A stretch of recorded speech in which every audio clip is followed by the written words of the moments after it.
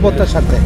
ধন্যবাদ। আপনি জানেন যে আমাদের গাজীপুর বাংলাদেশের সবচেয়ে বড় একটা শিল্প এলাকা। আমাদের এখানে প্রায় 2300-র বেশি শিল্প প্রতিষ্ঠান আছে এবং আলহামদুলিল্লাহ যে আজকে সব প্রতিষ্ঠান খোলা আছে। মোটামুটি কোনো প্রতিষ্ঠান বন্ধ হয়তো দুই একটা তাদের কোনো কারণে বন্ধ থাকতে পারে, বাট মোটামুটি সব প্রতিষ্ঠানই খুলেছে।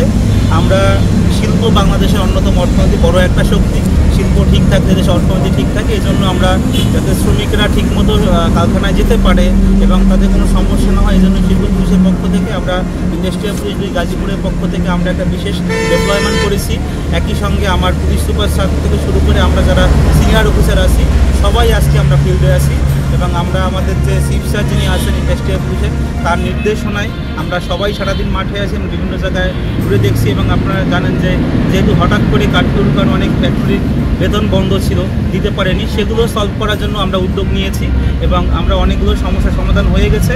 এখন পর্যন্ত আমাদের কাছে তথ্য তাতে বড় ধরনের কোনো সমস্যা নেই এবং আমরা বিশ্বাস করি যে এই শিল্পাঞ্চল শিল্প এমন একটা জিনিস যেটি দেশে অর্থনীতির সবচেয়ে বড় একটা চালিকা শক্তি এবং এটি রক্ষায় আমাদের যে আইনগত যে আমাদের দায়িত্ব আছে সেটি তো পালন করবই। একই সঙ্গে আমরা যে কোনোভাবে শিল্পাঞ্চলের জন্য যে কোনো ধরনের সহযোগিতা করার জন্য আমরা প্রস্তুত আছি।